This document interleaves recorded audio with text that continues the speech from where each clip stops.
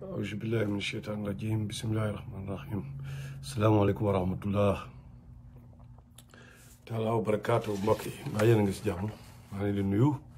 ku ci nekk turam ak santam donc live wu tey bi ça va porter sur n'est-ce pas sortie bi li waa ànd sàmm jikko yi organisé woon par rapport ak you know au problème de l'homosexualité au Sénégal donc waaw depuis boobu nag bëggoon naa ci wax mais manque de temps peut-être mu téye woon mais c'est un sujet qui est encore d'actualité ami Aminata asalaamaaleykum donc yeah I'm good alhamdulillah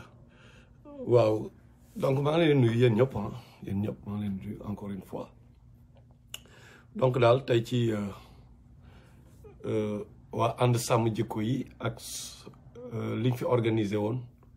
par rapport au problème de l'homosexualité au Sénégal donc ci loolu lañ nar a wax tey donc ñu xaar mbokk yi waaw Pape Samba Koor Kañ waaw naxum bari le temps mbokk yi dugg si yee El Tal nuyu naa la mon frère ba yaa ngi si jàmm donc ñu démarré kii bi ñu démarré sëñ Jili asalaamaaleykum nuyu nañ la bu baax waaye donc ñu démarré live bi dans 2 minutes le temps ñu egg 100 personnes vite fait donc you know gars yi gën a dugg si ok waaw osmos ñoo ngi dee right donc waaw li ñu bëggoon wax daal mooy bon xam nga man moom sama style Mountaga Bocar Sall sama style moom mooy xam ngeen quoi man damay wax kaw damay jëm indi ay preuve tegal leen right lépp lu may waaw Cheikhouna waaw waa Big Town yëpp tey ba donc salaamaaleykum Madior waaw ñu démarré ok donc je disais que lépp lu may indi tamit damay def tout pour jéem a indi leen ay preuve ay firndeel ay dalil n'est-ce pas yu taxaw yuy leeral li ñuy wax donc am na yu ma jot a dajale peut-être mais li ma si bëgg daal commencer par Alassane Diack mooy que sénégalais yi Aboubacar Sy ñu comprendre que le problème de l'homosexualité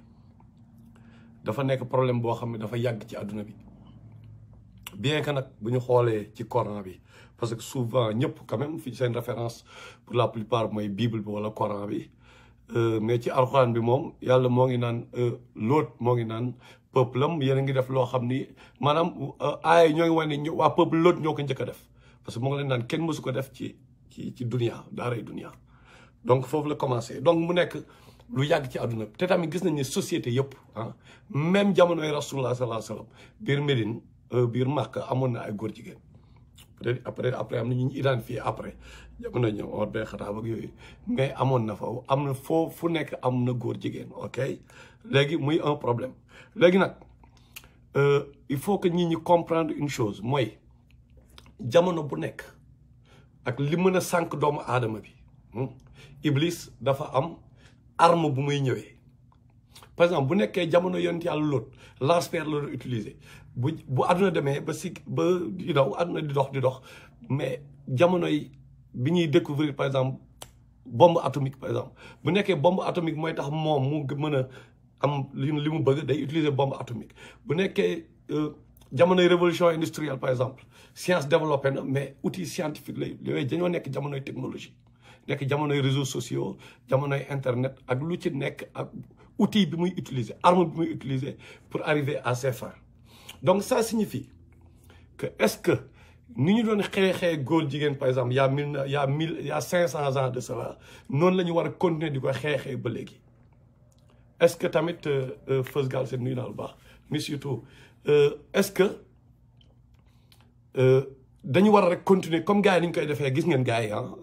dama naan xeex ni ñu koy xeexee amul benn xam-xam en fait xeexuñu ko ak xel quoi xam nga parce que dañu ñëw rek di yuuxu waaw fii góor jigéen du fi am na mais góor jigéen ñi en 2021 mais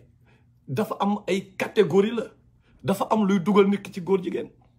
dafa am ay éléments yu doy waar yu bëri yoo xam ni moo tax nit ki nekk góor jigéen mais aussi li ci gën a doy waar mooy gars yi dañu jaxase mooy ñiy porter programme góor jigéen bi par exemple waa nouvel ordre mondial ñi nga xam ne le système dajalique ñoom moom la ñuy porter ñoom ak un góor jigéen bu isolé par exemple boo xam ni benn xale boo xam ne peut-être benn nijaayam moo ko violé woon mu nekk góor jigéen après mu commence sentir plaisir ci loolu am na ñoo xam ni mais dañu ñëw yeewu gis ni ñoom góor moo leen di attiré ils peuvent même pas l'expliquer am na fi ay imam yuy wax loolu Modou Nguer nee nañu ma dégg naa ay imam ñu ne parce que loolu kenn du ko wax dafa mel ne bu ñu ñëwee gars yi signé leen pétition mais ñëpp a koy signé kan moo koy bañ a signé même góor jigéen boo ko ëndalee daf koy signé surtout góor jigéen yi nëbbatu ko xam nga donc loolu du loolu dama gis gars yi di ci baaxu imam boobu ñëw mu ne dafa am benn ku ñëw mag kilifa ñëw ci moom di jooy yu metti naan ko moom góor jigéen la loolu lay ressentir que góor jigéen moom góor moo koy attiré mais conseil bi ñu koy jox rek mooy lan ak ñi mu dal ñëpp la ñuy wax ni ñuy jox conseil bi mooy lan comme nit kuy naan sàngara la xam ni sàngara baaxul nga war ko xeex comme kuy laal cocaïne nga xam ni cocaïne baaxul nga nekk crackhead nga xam ni baaxul nga war ko xeex quoi ok comme ñu bëri ñoo xam ne ay feebar daf leen dal benn feebar la boo xam ne yow ci sa mind xam nga da nga ko war a xeex am na catégorie bu mel noonu ok ñoo xam noonu la ñëwee ci ñoom mais am na ñoo xam ni par exemple damay gis ngeen jour waa ànd sàmm jikko yi bi ñuy defar seen affaire bi bi ñuy teg seen kii bi mais bëri woon na ay oustaz mais oustaz yi dañu wax mais du ñu wax par exemple mais ci biir daara yi mais góor jigéen booy yi bëri foofu homosexuel dafa fay am benn instant ci biir daara yi xam ngeen le concept de kanaara loolu dem leen ci daara yi ngeen laaj booy kanaara dafa am booy bu ñuy def kanaara donc ok nan lay demee mooy toujours xale yi bu ñu dajee moo tax ñu ne yàlla rasulullah sallallahu alayhi wa sallam mu ne leen séparer seen doom yi à un certain âge bu ñuy si la faisait ku nekk ak lalam surtout jigéen ñi góor ñi séparer leen rasulullah sallallahu alayhi wa sallam mooy wax bu nekkee da nga jël ay xale yu góor kese yu góor nga teg leen ci benn daara ñuy dankaloo mel ni ku nekk waa paquetas ok bon mu am ci taalibe boo xam ni 7 ans la am keneen ko am 8 ans la am beneen taalibe boo xam ni il a 14 ans caractère sexuel secondaire yi commencé na ñëw génn moustache yeeg xam nga libido pulsion sexuelle yi commencé na taxaw right mais xale boobu dafay sentir mais un peu parce que lan la léegi spermatogénèse yi affaire yooyu yëpp moo ngi commencé am ci biir système am xam nga mooy genèse spermatozoïde bi donc benn instant gis ni nit sax buy gént guddi muy am ay pollution nocturne di kii noonu di gént di am di éjaculer ak yooyu mais lan la parce que homéostasie il faut mu am mooy équilibre du milieu intérieur il faut mu am donc automatique par système bi moom mooy comme que équilibre déséquilibre warul am moom mooy créer gént boobu mais pour nit ki mën a évacuer le plus de spermatozoïde de sperme bi nekk ci biir système am xam nga donc gént boobu day am pour xale ñu mën a évacuer lu ëpp ci sperme bi après affaire bi mën a équilibrer homéostasie mën a amaat donc xale boobu besoin yi bu amee da ngay gis même da nga ko gis yenn saa yi même ci animaux yi seetlu leen koñ ba nga toog ba benn temps muusu koñ bi mel ni ñu raxaaju di dax muusu jigéen yi ci koñ bi mais dafay am yooyu loolu mooy nekk en fait la cause maintenant siyaasal xale boobu benn xale bu góor mu nekk ci biir daara bi moom instant il ne peut plus se contrôler xam nga bon parce que loolu la déjà sénégalais talibé yi dafa am nu ñu leen di traité benn gel bu mool ci koñ bi du nangu génn ak benn talibé xam nga yow par exemple benn boy town chance bi muy am pour def lu bon sax peut-être xam nga mooy temps club gars yi ñëpp jaar ngeen temps club papa yaay whatever right xam ngeen li may wax bu baax temps booy Sénégal yàgg na yàqu ok so moo ñoom dañ leen xaw a marginaliser talibé parce que dañu xaw a tilim donc benn instant y a de forte chance Iblis dugal xale bi ci lan na dem mu am kii ak xale bu ndaw bi nekk si daara bi mu abuser xale bu ndaw bi nekk si daara bi ok te loolu dafa yàgg am loolu mooy réalité daara yi xam nga man dama mëne sama enquête ma laajte dama jël sama temps ma laajte quoi mais ay ñoo xam ne ay nitu daara mais loolu la ñu wax donc ñooñu taxawoon naan ànd sàmm jikko yi di kii mais régler leen problème bu daara yi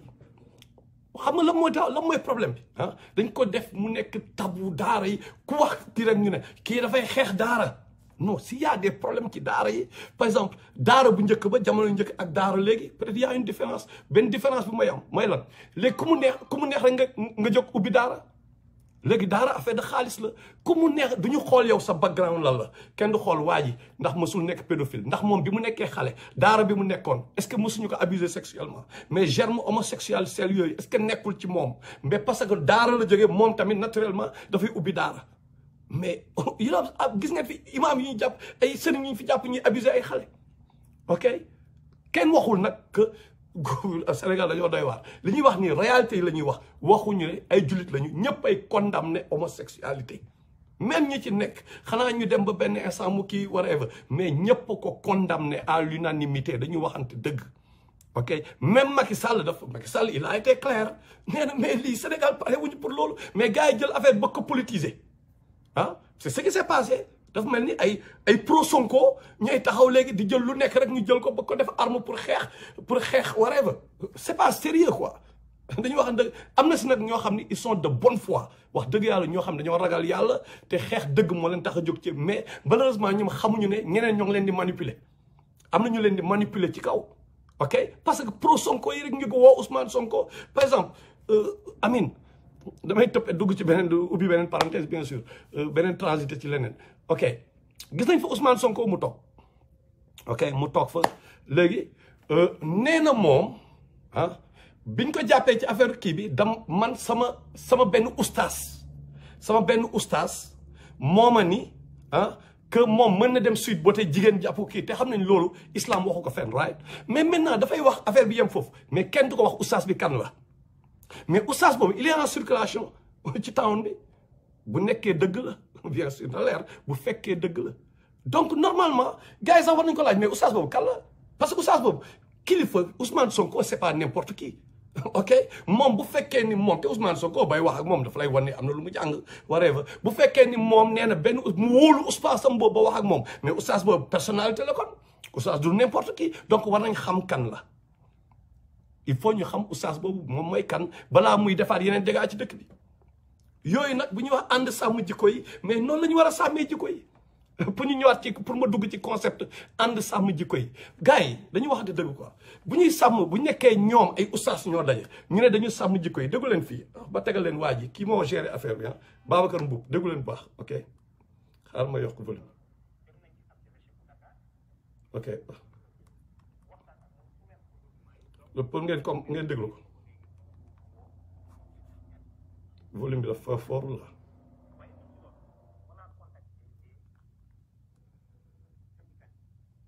ok xaw ma ndax yéen a ngi koy dégg bu baax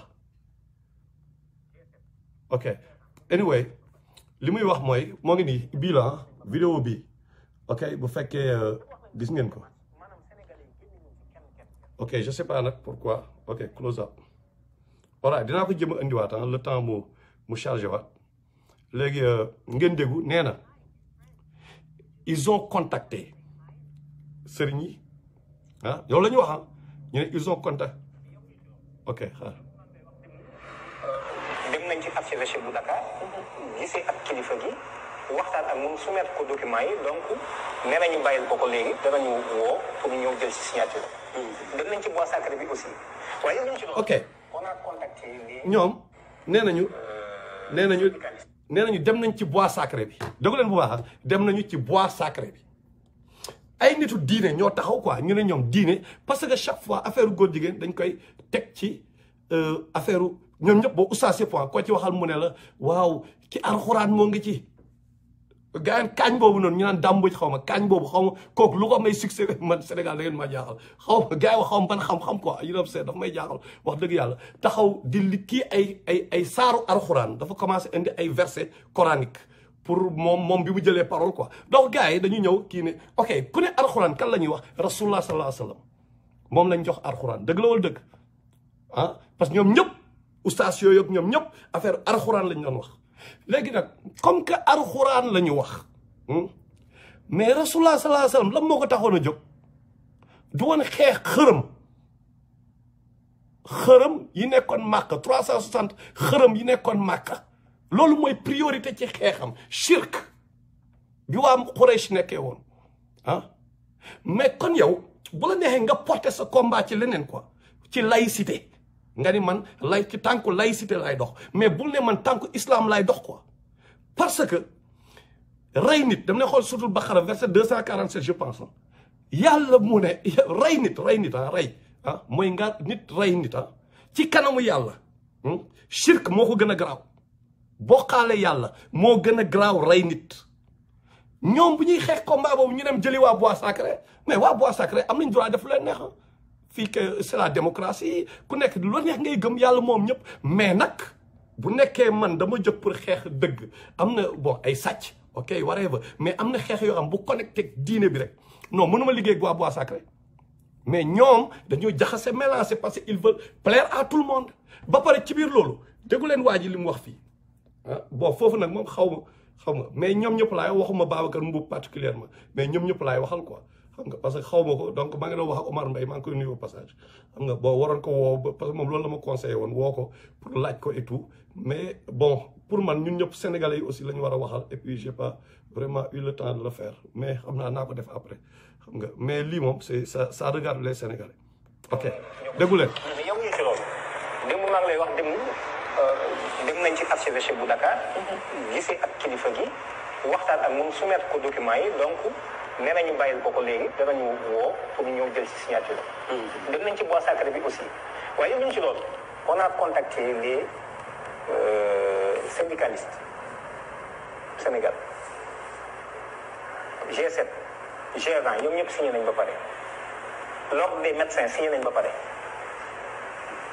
pour wax nañ la suñu démarche maanaam sénégalais yi génne wuñ ci kenn sénégalais yi ñoo bëggul ngóor jigéen te noonu ñu ko seetee noonu la ñu interpellé yi tamit mboolem parti politique yooyu yëpp fii li may wax nii damaa amal solo moo tax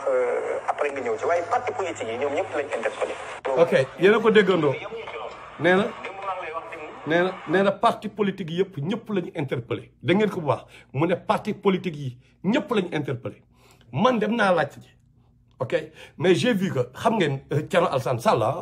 koo gën a jub amul dégg ngeen parce qu'il était même révolté après pour la première fois ñu gis ko mu wax ak mer quoi parce que manipulation yi aussi ak kii dafa garaaw xam nga mais dama gis benn commentaire Mar Fallaye maa ngi lay nuyu ñu ne mais ñu bëgg wax comme ku mel ni Thierno Alassane Sall vraiment comme si moom dafa bañ a signé ak moom ñi mel ni moom dañoo bañ a signé quoi gars yi gis nga ni leen di jaxasee ak sénégalais yi du ñu def dara ba boole leen ci ak ñu mel ni ñoom juge dem te ñëpp xam nañ ni côté jub ñoo gën a jub Ousmane Sonko 1 million de fois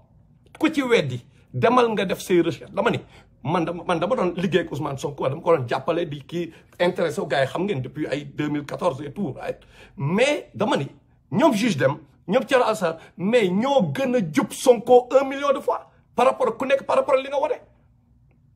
ok mais ñoom nee nañu mais waa ji ñëwul interpellé leen ñoom kenn interpellé wu leen donc pourquoi ñu ne te tey kan mooy wax tey ci parti politique Sénégal tey te doo ci boole waa République des valeurs dañu wax di dëgg te yàlla rek tax yàlla rek moo tax ñuy wax nan ngay waxee te boole ci République des valeurs donc boo nee interpellé parti politique yëpp te boole woo si ñooñu mais y a un problème quelque part ce qui veut dire que gars yi peut-être dañoo am beneen agenda ci suuf ok dañoo am beneen agenda mooy lan parce que dama gis ay M2D seen affaire yooyu yëpp dafa mel ni ay activistes la yu daje ak ay kii pour liggéeyal Ousmane Sonko quoi man c'est ça que j'ai remarqué peut-être ma juum mais man li ma remarqué laay wax que gars yi Ousmane Sonko la ñuy liggéeyal on dirait parce que c'est quoi le plan mënoo ñëw ngay xaj ak seen demal nga interpeller tout le monde maintenant Babacar Mboup fii nga waxee nga ni interpeller nga ñëpp Thierno Alassane Sall dégg nañ ko mu ne ñoom interpeller woo leen léegi yaay leeralal sénégalais yi léegi dam leen ne du man sax ma woole directement ñu wax non non yow ak sénégalais léegi ni nga waxee ci télé yi demaatal ci télé yi soit nga ni nga wax li ngay wax quoi mais interpeller woo leen xaw ma nag loo fay teg mais ñoom interpeller woo leen donc il va falloir nga mu leer ci bopp sénégalais yi et il faut que vous le fassiez beneen bi mooy dama gis ay ñoom Cheikh Omar Diagne chaque fois ay ñii quoi il parle de franc-maçon yi mais gars yi quand la ñuy waxante dëgg quoi loo xam ne xamoo kan ak kan la société secrète la ah est-ce que da nga mën a da ngay xeex ak ñoom xeex boo xam ni da ngay taxaw rek naan way gars yi franc mais saa waay lépp société secrète la lépp loo fa xam ñoom ñoo la ko wax wala yéen remarqué wu leen la depuis quelque temps ñoom ñoo commencé di enrichir seen biir kii yooyu seeni vidéo di ko tas ci àdduna bi gisu leen ni y a changement de stratégie wala gisu leen loolu ah xool demuñu kii nee na demuñu si waa PUR tamit demuñu ci ñoom ah ba pare ñu ne interpellé parti politique yëpp ok merci Pape Six ok donc loolu yëpp dañ ko war a xoolaat dañoo war a xool gars yi ni ñuy ñëwee pour nekk ay star quoi ñooy joxe ay information yoo xam ni mais des gens qui se cachent dans la lumière xamoo kan ak kan la mais yow mais ñaar moo mën a am soit da ngaa nekkoon ci biir nga jëlee fa ay secret nga génn te yaakaaruma boo eggee yenn degré yi ay premier degré moom grave parce que 33 degré la ñu wax yenn degré yi defe naa doo fa egg ba pare nga mën a génnaatee noonu non nga ñu bàyyi la nga génnee noonu nga xam yenn secret yi c'est pas possible du dëgg donc yow nan nga def ba xam toutes ces informations parce que ñoom ñoo la ko wax saa waay léegi nag yow ma war a par exemple Balla Gaye war a bëri ak Modou Lo right léegi ñu daje ñoom ñaar face à face Balla Gaye ne Modou Lo suba bu ñuy bëree ba ma lay daaneel dama lay galgal bu ma la galgalee ma koloj la ma la koloj xëcc sa nopp nga kii rek ma pàdd la nga daanu stratégie boobu est-ce que bu defee bu ko waxee avant est-ce que Modou Lo moom dina bàyyi kii Balla Gaye di ko amee noonu mais même bu amoon benn dafay changer stratégie parce que en public la ko wax ñu gars yi loolu lañ nekk def ce que je veux dire par là mooy góor jigéen boo koy xeex du ñoom niñ koy waaw mbir bi de dafa toog ba mu yàgg rek naa ni kaan yi waaw donc je disais ñu eggali waaw parce que téléphone bi xaw ma I don't know xaw ma la xew yee dafa coupé Madior ok je disais que góor jigéen ñi góor jigéen xale yi dafa am ñoo xam ne ay victimes lañu quoi donc loolu laa commencé woon ci loolu laay ñëwaat ok ñoom dañu war a dem cas par cas il faut ñu créer proximité entre ñun ak ñoom mënuñu leen rejeter jàpp di leen dóor di leen rey déjà ni ñu jàngalee sénégalais ci affaire góor jigéen mais loolu l'islam waxu ko góor jigéen bi tant que ñëwul di propager ay yu bon yi nekk ci moom di jéem a di kii recruter ay nit ak yooyu mais am na droit ñëw si jumaa ji julli am na droit yi daf ko am à part peut-être ay jiite am na si droit mais day ñëw am na loolu l'islam lu l'islam wax laa indi wax dama leen ngeen laaj borom xam-xam yi ok mais comme Sénégal jàpp rek dóor waxuñu nag ñi nga xam ni ay prédateurs lañu ñooñu aussi benn instant booy xool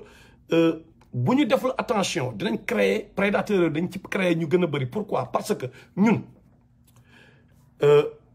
ni ñuy rejeter gars yi ni leen di rejeter mooy violence bi ñuy àndal waxuma nag waa nouvel ordre mondial na leer man dama ni na leer encore une fois xam nga victime yi ñi nga xam ni kii nijaayam moo ko violé woon kii dafa juddu fekk affaire bi nekk ci moom benn feebar boo xam moom sax bugg ko comme ñooñu mais il faut ñu créer ñuy waxtaan ak ñoom dimbali leen reprogrammer waat seen subconscient yi ñu reprogrammer waat leen il faut mu demee noonu nan la mooy tant que waxtaan bi amul ak ñoom ñu xool nag ñun ñooy waxtaan ak ñoom ci sutura ñu xool imaam yeeg yooyu xam nga ngeen jël leen ngeen di wax ak ñoom au moins ñoom ñu mën a xeex feebar bi nuñ leen di kii dama leen di wax yéen imaam yeeg yooyu ustaas yi yàlla da ngeen defoon daf leen naan ay fatiha boo leen di julli da leen réciter fatiha sura fatiha ngeen chaque jour ngeen koy répéter di ko répéter ngeen defal hasard la ngeen toog yàlla naa leen zikr subhanallah walhamdulillah wala ilaha illallah wallahu akbar ñoo leen 313 fois wax leen ko wala ñu ne wax leen astaghfirullah 100 fois ngeen defal loolu yàlla la leen yàlla bëgg jàngal mais programme subconscient ni ñu koy programme leen bëgg jàngal mooy booy répéter benn programme en boucle dafay installé wu ci subconscient bi bu fa installé woo day am doole bu amee doole subconscient bi nit ki au moins dina mën a résister yenn yi am nga parce que dafa autopilote yàgg naa leen ko wax fii te mooy contrôler 95% de nit ki li muy def mooy subconscient bi yàlla def ci nit dafa am doole te noonu la ko yàlla jàngal nañu moo tax alxuraan rek mooy livre bi nga xam ne xoolal livre boo gis ci adduna bi dañ naan chapitre 1 ni auteur bi bu waxee chapitre 1 mu wax ci Adams Alexandre chapitre 2 mu wax ci Major Li mais après chapitre 3 du waxaat ci Alex du waxaat ci ñoom jeex na quoi lu mu wax ci benn chapitre mais alxuraan rek ngay gis mooy livre bi nga xam parce que livre signe la nga gis chapitre 1 yàlla wax ci yaa bani Israël wax ci bani Israël mu toog ba mu yàgg chapitre 7 mënuñu sax utiliser le mot chapitre bien sûr mu waxaat bani Israël wala mu ne histoire Adam 7 fois mu koy répété di répété même histoire mais programmation yàlla ba mu ngi jàngal en boucle programme ni ñuy programmer mais boo jëlee programme bu bon bi rek ngeen koy répété góor jigéen nañ ko rey ah xam ngeen ñooy fan lay mujjee waa nouvel ordre mondial ñooy mujjee récupérer xale yi ñi nga xam ne ay victimes lañu ñi nga xam ne ñoom dajal la ñuy liggéeyal ñooñ ñooy récupérer xale yi te xamu leen kan ak kan la ah ba pare ñoom ñoo ko tey ndóol am ci réew mi bu ndóol amee nan lay mujjee xale yi dañu nekk ay proie facile te yéen yéen a leen ubbil buntu yooyu parce que yéen a jël seen doom yeeg seen mbokk yi ngeen jeté leen en pâture au requin donc il faut ngeen delloo seen xel ngeen dem cas par cas ngeen bàyyi di diaboliser une deux rek ngeen ni non góor jigéen dañoo bon non waxtaan leen nag ñoom ngeen xam ku nekk lan moo tax mu nekk góor jigéen d'abord est-ce que xam ngeen ni léegi ah ñi yor le système dajalik système dajal ba xam nga lan lañ def léegi boo leen xoolee fii dëkk yu mel ni Amérique xale yu noir yi xale noir ghetto yi ñu gën a bëri adolescents yi ay góor jigéen lañ pourquoi mais am na benn vidéo bu ma gisoon mais dañ ko dindi après waa ji di expliquer ni ndekete gars yi xale yi bu ñu nekkee ci yenn hôpitaux yi dañ leen di piqûre yenn hormones yi dañ leen piqûre hormones yi pour que booy yi moo tax booy yi facilement ñu efféminé ok ndekete seen yaay bi muy nekk ëmbee lañ leen ko def ci un programme secret lañ leen ko def xamuñu nu mu demee dañ toog gis booy nekk ay ñëpp efféminé kenn du ko ndekete ñoom foofu la ñu liggéeyee liggéey bi mais c'est des programmes comme ni ñuy def rek yaa nga def ci peste beeg yaa nga def ci choléra bi di ko jox indien yi def ko ci mbàjj yeeg yooyu même système la xam nga même système moo tax il faut ngeen dem ak seen xel bu dem ak seen xel nag mooy ngeen xoolaat ñan ñooy leaders yi ñan la ñan ñooy jiite xeex bi encore une fois mënoo xeex ak une société secrète fekk yow utiliser wu même stratégie que moom dama leen di wax benn instant yéen a ngi fàttaliku ay temps mandikat kama nuñ waxan dëgg Sokoto mandikat lañu naan dégg xeer yi di daal mais mandikat dafa mais lan moo tax léegi presque nekk du problème parce que dañ dem ba mandi bi bëri ñu banaliser ko mais mag ñi dañ naan l'Africain vit en symbiose avec la nature du dëgg loolu la ñu yàgg a wax donc ñoom ils étaient observateurs dañu xool nature bi xool asamaan ne tey day taw wala ñu xam yàlla mel xam-xam yooyu mais ils étaient très observateurs par rapport ak lu bëri même par rapport à la psychologie humaine ñu ñëw créer affaire mais ñoom il avait fait exprès d'utiliser benn expression borom ñaari tur yi lañ doon wax parce que dañoo bëggoon mu tabu dafa war a tabu te pourtant amoon na ay góor jigéen xam nañ ko mais dañ ne waxuñu non góor ji non dañoo ni borom ñaari tur yi ñuy waxee ndànk ci suuf parce que mbir la boo xam ni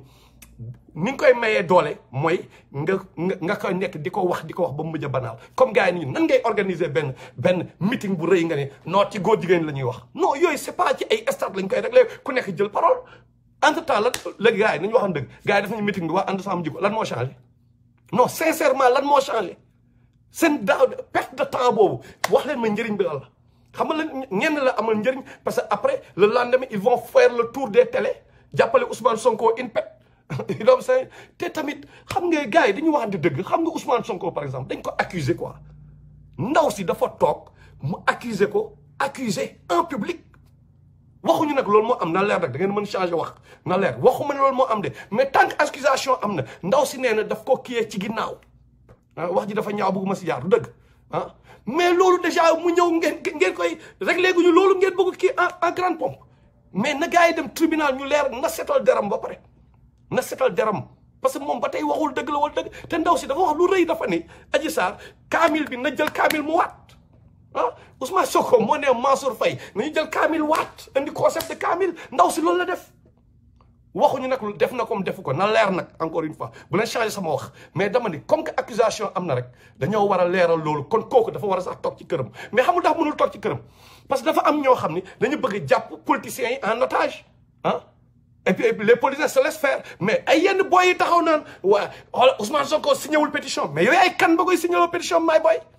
da nga koy chanteloo yooyu ay def Ousmane Sonko chantage ak luñ ko accusé lépp tamit anyway kilifa la ba tey parce que moo ngi fii ci ko arène politique bi et il se peut que même on ne sait pas ce qui va se passer demain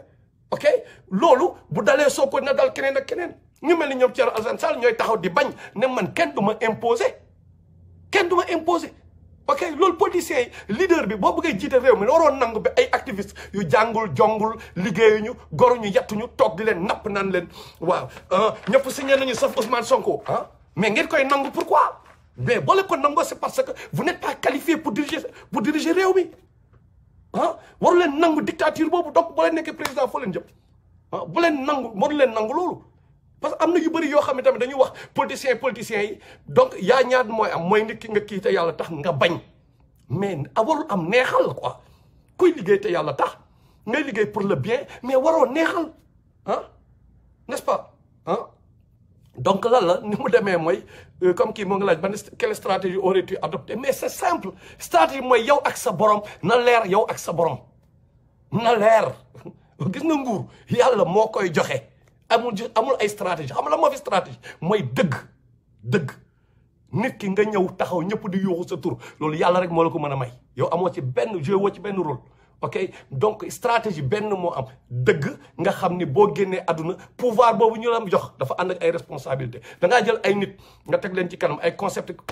campagne électorale par exemple ma dem di fen nit ñi pour ñu votel ma mais tu n'es pas obligé de mentir bu fekkee ni yow pour falu nekk président Sénégal dafa lay imposer pour nga fen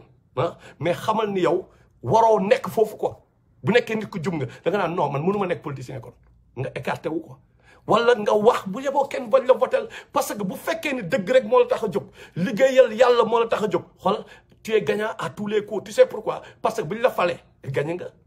buñ la di nga mën a def liggéey bi gën a am tiyaa buñ la falul tamit niyaa bi yàlla yéene bi moo nga fa yàlla daf lay fay ba tey donc looy xoolee ay mbindeef la ñu bëgg mën nga naxante nag islam c'est sûr que am na ay stratégie mais stratégie bi toujours base bi dëgg la war a nekk mooy warul nekk ay fen xoolal sànq maa ngi toog wallahi damaa waaru sax waa M2D démb dama leen ngay xooli image yi gars yi bi ñuy def démb bi ñuy woo bi ñuy présenté Assane Diouf saagakat gars yi nag gaynde bi waa jaayaf gay ñu jox parti bi gaynde gi xam na la jóg mu jóg ne ma xorom wala xoolal Sénégal ñëpp taw xale yi donc moom léegi il est fier de xorom bi quoi xorom bi léegi fierté la quoi et ça dérange personne ça dérange gars yi ne gaynde bi muy wax fièrement ba pare yëkkati Ousmane Sonko ñoom ñu kii mais kooku ñooñu bu ñu nekkee léegi ñoom bu Sonko nekkee président la mooy xew après ñooñu ñooy nekk star ya donc ànd sàmm jikko yi dem leen ngeen sàmm loolu ngir yàlla dem leen ngeen régler loolu ngeen sàmm xoolal président toog fii ne maa waxoon waxeet sàmm leen loolu quoi jikko yooyu noonu ok ñu bañ ko amati dem leen ngeen sàmm xoolal temps encore quartier général shirk biñ fay wax li yàlla gën a bañ ne du ko baale quartier général dem leen ngeen sàmm mais ñemewu leen ko sàmm parce que xoolal créature bi ngeen ragalu leen créateur ba pare day yàq seen deal kan moo ñeme taxaw jëng ne lii de dañoo wax yàlla lii nit day jël sëriñam teg ko ci place yàlla dégg ngeen ko fi wala jël yenente bi éliminer ko teg ko fële jël seen sëriñ teg ko ci place yenente bi loolu yàgg na am Sénégal mais loolu mais wala bëggee sàmm jikko yi mais wax leen ci loolu parce que loolu moo gën a garaaw góor jigéen gars yi nañu wax te yàlla tax te ñu wax ko te dee loolu wallahi ci kanamu yàlla moo gën a garaaw góor jigéen donc en amont dafa am yoo leen war a lijjanti ba pare boo leen ko lijjantee après nag ngeen dem ak góor jigéen ñi ak stratégie ok ngeen dem ci ak stratégie du loo xam ne dañoo taxaw di ko wax ci mbedd bi te ngeen fexe ngeen wax ak góor jigéen ñi encore une fois jege leen góor jigéen ñi xale yooyu efféminé di leen waxtaan ak ñoom delle fexe leen ngeen bu leen écarté koo leen ci écarté tubaab yi récupéré leen xam nga man imagine kenn benn booy taxaw waa dëkkam di ko traité de tous les noms de diable après mu toog ba mu yàgg gis benn tubaab bu gentil moo ngi nekk xale 16 ans la amoon la 17 ans moom moo ngi gentil mais dafa naan mais pourquoi ñii sama mbokk yi mënuñu ma comprendre te tubaab xam moom psychologie rek lay dox ci bopp rek lay dox bopp nit ki lay analyse kooku après mu ñëw mu yóbbu ko France jëndal ko oto yaayam bi mu gënoon bëgg ba mu jaraloon ko mu peut-être mu jaral ko mu jël gaal pour tekki xoolal tubaab boobu jël di gérer yaayam Iblis ñëw dugg ci affaire bi est-ce que duñu perte xale boobu mais dañ koy perte donc léegi ñaata de milliers de xale ñooy mujjee situation yooyu moo tax il faut gagner ngeen bàyyi seen affaire ni ngeen di interpréter ba pare fàttali wa yéen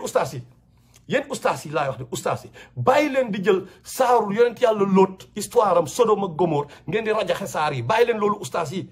waa Sodome ak Gomorrhe yemewuñu woon ci góor jigéen dañoo jël góor jigéen ak yeneen dégâts yu waa Aad ak Samud yi peut-être doon def la ñu boole ak góor jigéen dañ daan dogaale ay caravane buñ daan laal benn kii ñu ngi violé nit Djibril Sidibé mon ami nuyu naa la buñ daan laal kii moom sama depuis biñ nekk xale la Djibril nuyu naa la bu baax waay jaajëf waay namm naa la mais waa Sodome ak Gomorrhe laa de ci mbedd bi lañ daan ñëw di laal nit yi di violé nit yi ay góor nangu seeni bagage ba pare xoolal toog boole ko ay shirk ak yeneen bakkaar yu gën a bon léegi nag waa Sodome ak Gomorrhe comme dañ leen bëgg cité waaye peuple l'autre réglé nañu affaire góor jigéen mais yeneen yi ñu doon def mais moo ngi Sénégal léegi bu ñu réglé góor jigéen bopp mais yeneen yaa ngi Sénégal donc réglé leen loolu tam wax leen ci loolu mais ñemewu leen ci wax malheureusement ñemewu leen ci wax donc da ngeen war a noppi xam nga beneen bi mooy dégg naa Babacar Mboup mu ne l'ordre des médecins gis naa les histoires ordre là ordre foo leen ko déggee ordre l'ordre des médecins def leen ci attention bu baax ces termes là da leen xool origine termes yooyu lan la bu nekkee nag comme ni ma ko sama benn xarit waxee nee na bu fekkee ni ordre des médecins signé nañ ko war na leen wax kan ci ordre des médecins moo ko signé est-ce que ñoom dañoo daje réunion ñu wax wala kenn si ñoom moo ko signé mooy pétition bi et puis pour wane li contradiction bi mooy gis nga problème bi xam fan la nekk affaire góor jigéen ni mu mel Sénégal kan moo ñeme bañ a signé kan pas mais am na ñu fa doon mais lan moo ñu wóor ni ñi doon wax ñooy duñu ay góor jigéen mais am ñu si preuve mën na am kenn moo ngi taxaw di wax di xaaju waaye dañoo war a criminaliser nangam naa fekk góor jigéen la parce que dafa am ay gangster góor jigéen yi maa leen tuddee gangster góor jigéen ñoo gën a dangereux waaw gis nga Aliou Diouf nee na ordre ou grand c'est ordre justement Aliou loolu laa bëgg wax ces histoires d'ordre là ces termes là croix yeeg yooyu you know xam nga donc gangster góor jigéen ñi mooy ñi nga xam ni xoolal koñ ba dañuy jaw waa jaay wàññante ba big ba xam nga dañuy ñëw gars yi ñang dóor ay poids romb gars bu jantal xam nga ndekete moom day nekk ak jabaram mais nekk ak yeneen góor yéeg ak góor quoi mais góor moo ko gën a intéressé mais société bi ni mu demee il faut mu nëbbatu mais danger bi ak kooku mooy lan mais dafay jël ay germe sida ay virus yu bon yi mais tas ko ci réew mi dafay jël tas ko ci réew mi jabaram la koy njëkk a jox ñoo gën a dangereux ki efféminé parce que efféminé au moins xam nga ko mais ñeneen ñi nga xam man am na benn ndaw su ma mës a wax ni mu ne ma waaw am na benn ministre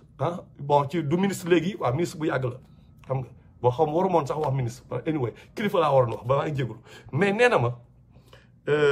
you know bon bëgguma dugg si détails yi carrément parce que léegi beneen histoire la mais waa ji lu ko neex mooy par exemple même bu nekkee ak jigéen mais jigéen bi jël baaraamam di ko dugal ci ginnaawam quoi moom donc bon maa ngi jëm a rafetal le maximum maa ngi jégul xam nga mooy jël baaraamam di ko kii ci ginnaaw quoi waa ji loolu moo ko neex quoi loolu moo koy def plaisir ma ne ko mais góor jigéen la mais il est obligé de se cacher ñoo gën a dangereux yenn xale yeeg yooyu parce que ñooñu dañu nekk mais ñooñu mën na am na ñu mel noonu ñu nekkoon fële donc juste pour dire que du lu ñu xam ne dañ koy xeex publiquement ni ñu koy xeexee noonu ouvertement du noonu lay demee non xel moo koy xeex dafa am ay mécanismes yoo xam ne moom la ñu war adopter pour mën a xeex affaire góor jigéen mais du niñ koy defee nii parce que ñoo ngi koy banaliser jéemuñu xam racines yi lan la ba pare ñoo ngi créer benn problème benn rejet bi ñu installé entre ñun ak xale yi mais loolu baaxul ci Sénégal baaxul ci gi nañu jéem a jege xale yi ñu xam lan mooy ku nekk ñu xam lan moo tax nga nekk góor jigéen ñu waxtaan ak ñoom ñu jox ko imaam yi nag ngeen waa ànd sàmm jikko yi jël leen seen leader yi imaam yi ngeen fexe ñu dem ngeen xool xale yi ku ci nekk lan moo tax mu nekk góor jigéen ngeen xool ñan ñoo ci récupérable mais ñi nga xam ne nag ñoom dañoo nekk ci Facebook beeg yooyu di iri boy yi di iri waate ñoom perte nañ ba pare ñooñu c'est une autre histoire il vaut mieux sax yéen a xam ni yéen stratégie ngeen utiliser ak ñooñu nekk moom pour wax seen wax ñooñu anyway donc daal wax ji daal loolu la woon xam nga pour di jégalu bu nekkee am na lu ci ëpp wala dara mais bu ñuy wax aussi c'est pas que ouais on crie non c'est que les gens ont le temps de rectifier le tir ils ont le temps parce que bu ñu waxtaanee suñu biir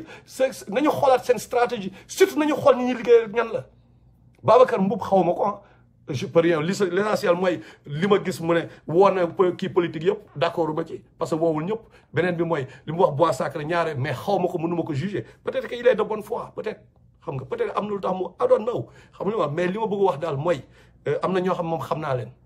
bu ñu fi taxawee naan dañuy jéem a xeex ay góor jigéen moom dama naan waree ba may am nuyu naa leen ñëpp jaayef gaay